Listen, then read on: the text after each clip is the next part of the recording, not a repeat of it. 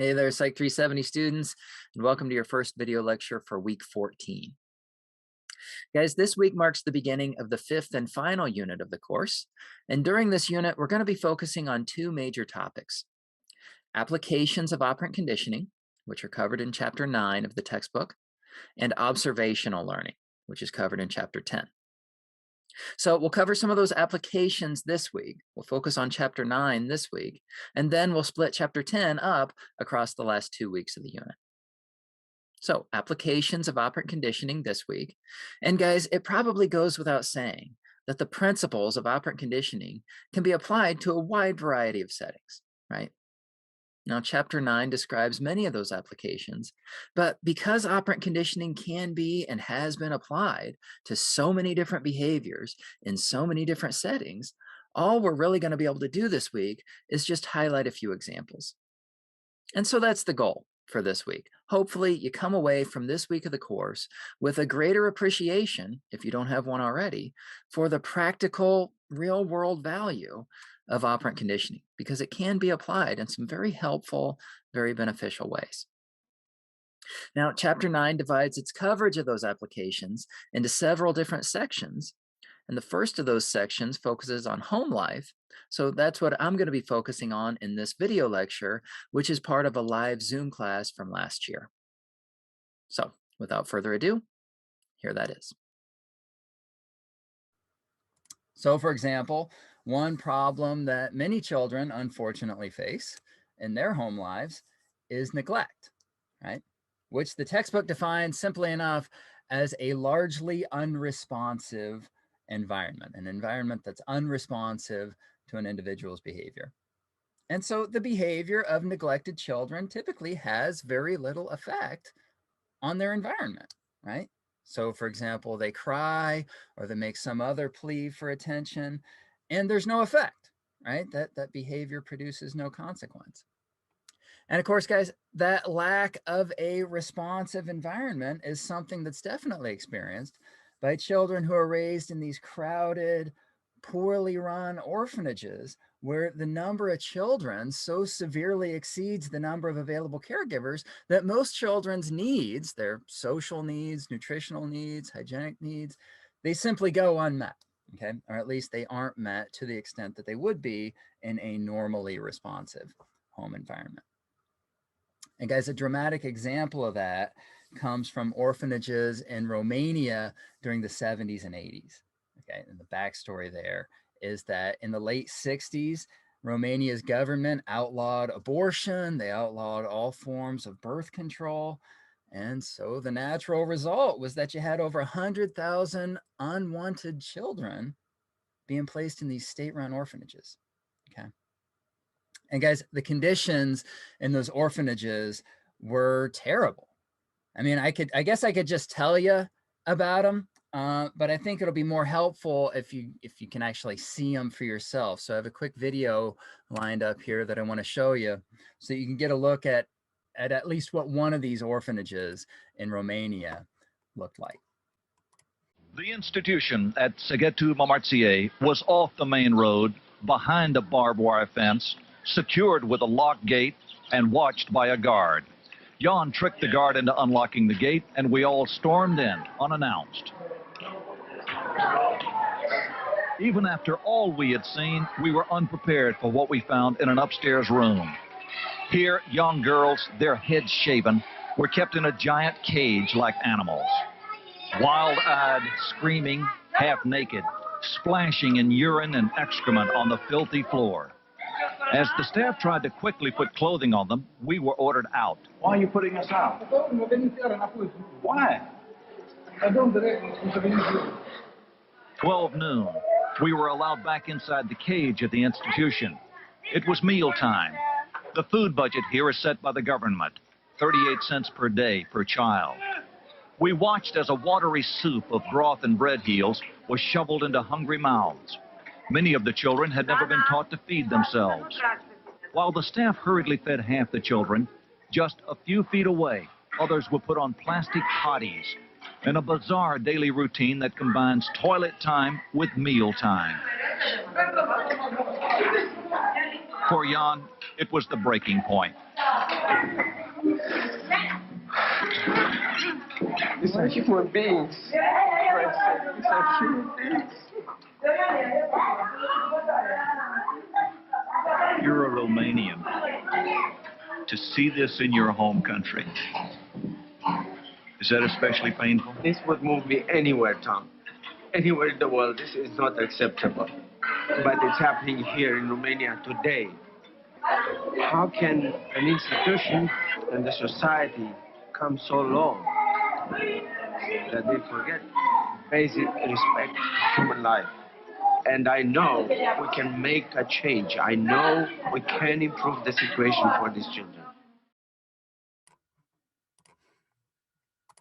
Okay, so those orphanages were so overcrowded and so underfunded that they had like 20 to 25 kids for every one available caregiver, right? And so those children definitely grew up in environments that we would consider unresponsive and neglectful, right? And of course, we've already talked about what can happen when people learn that their behavior has no effect on the consequences that they experience. I mean, that's basically a recipe for learned helplessness, right?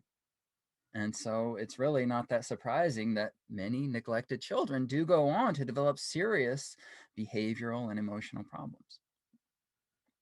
Now, on the bright side of things, when children are moved to more responsive environments, so for example, when children in orphanages are adopted by families, they often show dramatic improvements. For example, Romania's communist government fell in 1989. Okay, at which time many of those children were placed in foster homes in the United States, in Canada, in the United Kingdom. And even though those children initially showed some serious developmental deficits due to their institutionalization, they tended to show marked improvements after they were adopted. So guys, one very basic application of operant conditioning is that healthy child development can be facilitated simply by providing the child with an environment in which operant conditioning can actually take place, an environment that enables a child's behavior to have reinforcing consequences as opposed to no consequence at all. But of course, providing a responsive home environment should really be viewed as the bare minimum, right? Parents can obviously facilitate the development of their children in other more specific ways. And one of those ways is by nurturing the development of language skills. Now, guys, the book kind of glosses over this, but you should be aware that there is a nature-nurture interaction when it comes to language acquisition, okay? Most psychologists agree that humans are like biologically predisposed to acquire language, right? Provided that we are exposed to language fairly early in life, but further experience, further nurture is not an irrelevant factor. So for example, when kids first begin to vocalize, their parents obviously tend to reinforce those vocalizations in various ways, right? I mean, they get excited, they smile, they pay attention to the child, and they're especially likely to provide those reinforcers for vocalizations that more closely resemble the parent's native language. And so Skinner believed that operant conditioning could fully account for how kids acquire language. In fact, he even wrote a book about this called Verbal Behavior, in which he argued that language comes about entirely through processes like reinforcement and shaping. And again, most psychologists would disagree with him on that front. Most psychologists would argue that there's more to it than that, and operant conditioning probably isn't the only factor in language development, but it's clearly a factor. So for example, your book describes some research indicating that kids who get the most instruction and practice with language at home tend to go on to develop the best language skills. And a related point is that it's also possible to use operant conditioning to teach language skills to kids who don't develop those skills normally. And so we see that a lot in kids with autism, right? So as you may know, it's fairly common for autistic children to either remain silent and not tend to communicate at all, or to exhibit something called echolalia, which is where they simply repeat things, they echo things that they've heard other people say. Now, all children do that to some extent, okay? It's a normal phase of language development, But whereas echolalia declines in most kids by the time they're 2 or 3 years of age, it continues for much longer than that in autistic individuals. So even though these kids are talking, right, even though they're saying words, they aren't really using language because they don't seem to know what the words mean or how to use them correctly. So for example, they might not be able to use those words to ask for things they need, like a glass of milk, or they may have trouble using the words in the appropriate context, such as by answering questions. So for example, if you ask an autistic child whether they want a glass of milk, they might just echo the question, right? They might say, do you want a glass of milk? And they might mean that, yes, I do want a glass of milk, but obviously that's not the correct way to indicate that, right? So autistic kids often have trouble with language. Well, guys, in the 60s, a Norwegian psychologist named Ivar Lovaas developed a program based on operant conditioning that was designed to teach language skills to autistic children. And guys, this is one of the first examples of what today we would call behavior modification, okay? Or applied behavior analysis, or ABA. In fact, Lovaas is sometimes considered to be the father of ABA because of this treatment strategy that he came up with. So I want to take a couple of minutes here and explain a little bit about how this program works. What you do first is you use some kind of primary reinforcer, okay, some sort of innately reinforcing consequence like ice cream, cookies, juice, something like that, to get the child to sit quietly and look at the therapist. So you got to start there, right? The kid's not going to learn anything from the therapist if they're not attending to and looking at the therapist. So you got to start by reinforcing that behavior. Next, the therapist reinforces the child for making any audible sounds. Okay, so now the kid has to be sitting and producing sound to get the reinforcer. And then they have to start making sounds that more and more closely mimic the sound that was made by the therapist.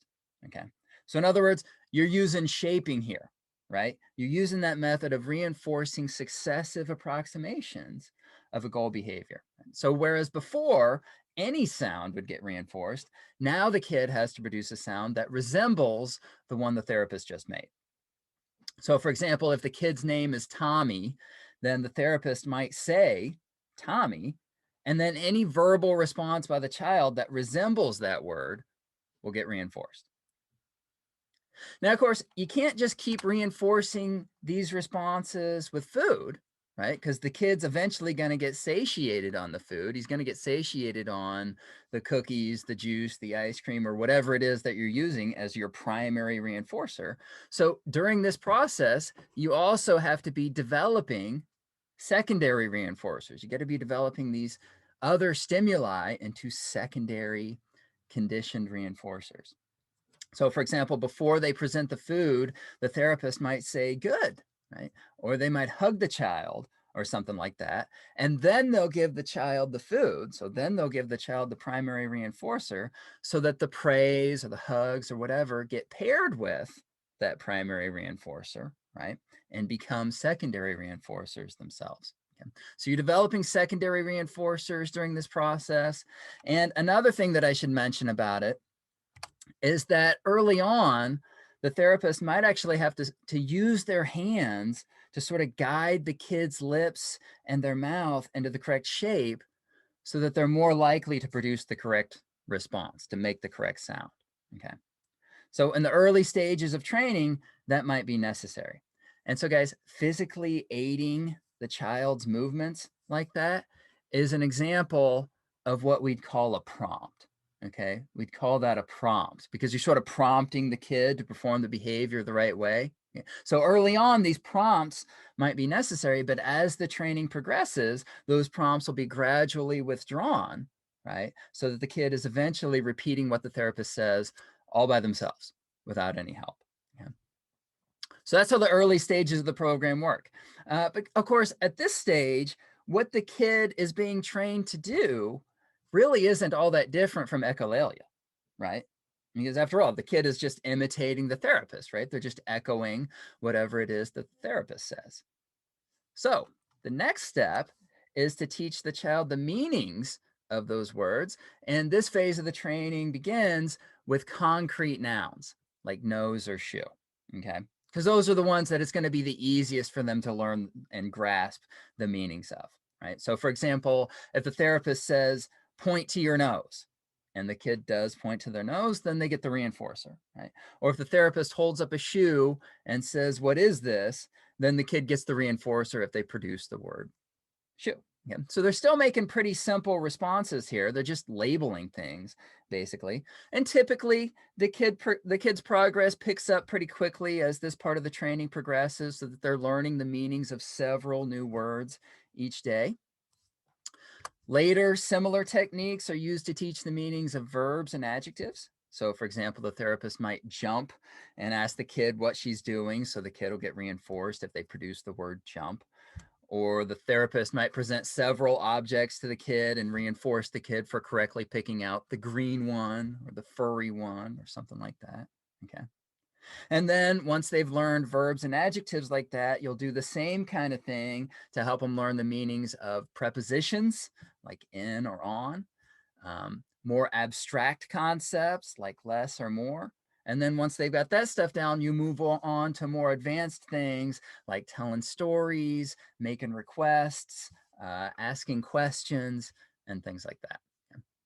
So that's basically how the program works. Okay, those are basically the steps that are involved in it. But I also have a video about it that I want to show you. So let me get that queued up for you now. So this is about a 4-minute video here about this program that Ivar Lovaas developed to teach language to autistic kids. Pamela and Ricky were among the first autistic children to receive intensive behavioral interventions. What is this? What is it? Cookie? Good girl. Cookie? At 1 month into treatment, teaching differential labeling. Initially, food was one of the few effective reinforcers.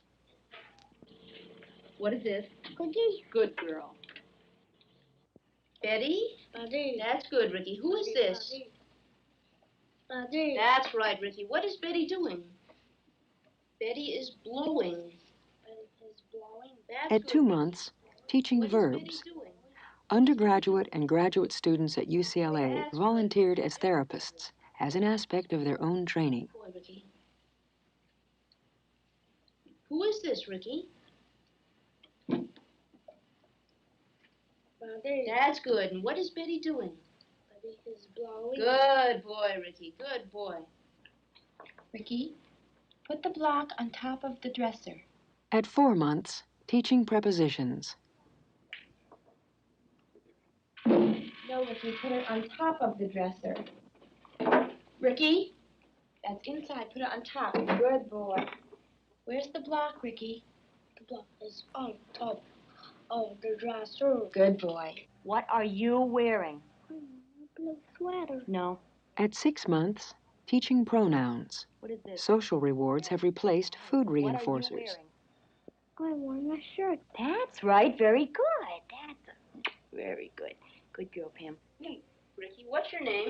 Ricky. That's right. How are you feeling? At 8 Well, that's months, what I- teaching conversational What's speech. your name? No, I want you to say that. Say, what's your name? Ricky. No.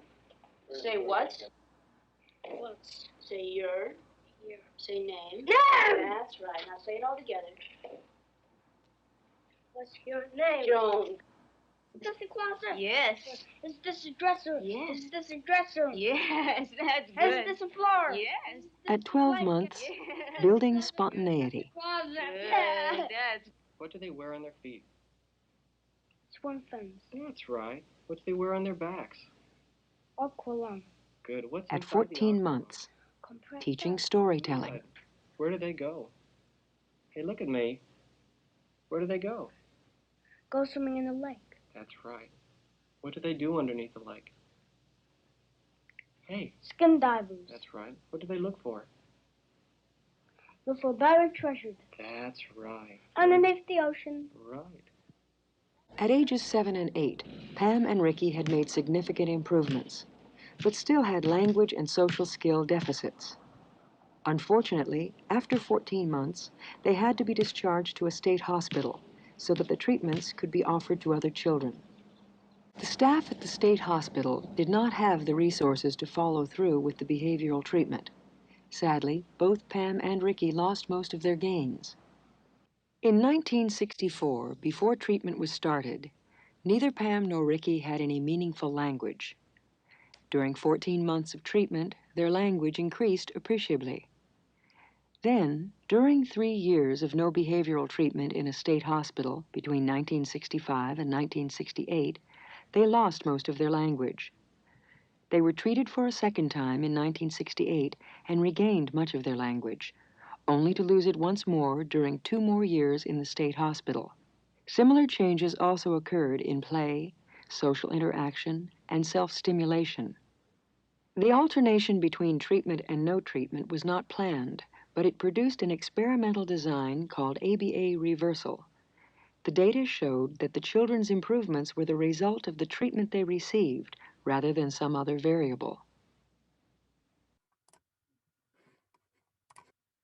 Okay, so that program there is, I mean, like you said, it's just really just a pretty straightforward application of basic principles of operant conditioning, right? Like shaping and positive reinforcement, but it's been found to be quite effective. So for example, when Lovaas compared kids who had received extensive treatment to those who hadn't, he found that by the age of 6 or 7, nearly half of the kids from the treatment group had IQs and academic performance that were within normal range for their age. Okay, so they were able to be enrolled in normal first grade classes. They were able to progress with their peers in the public school system. Half of the kids in the treatment group were able to do that. None of the kids in the control group were able to have these normal school placements. Okay. And obviously later research has also supported the notion that treatment strategies based on operant conditioning can produce significant gains in language for kids with autism. Now, of course, for this treatment to work best, it does need to begin at a fairly young age. Okay, so you want that early intervention, and it also needs to be fairly intensive. Ideally, the kid should receive many hours of treatment per week, 20 hours or more per week, in fact, for a period of several years. Okay, so it's not a quick fix by any means, but these behavioral types of treatment are the only form of treatment for autism that's been shown to reduce or even eliminate the main symptoms of the disorder. Okay, so applied behavior analysis, ABA, which again, the Lovaas program is an example of, it remains the dominant approach when it comes to the treatment of autism. Okay, so guys, the home is definitely one setting in which the principles of operant conditioning can be and often are applied, not only to help teach language skills to children, but also in several other ways, which I'll just leave you to read about on your own in the textbook. That's all I have for you for this video lecture, though. So please let me know if you have any questions, and I hope you have a great day. Take care.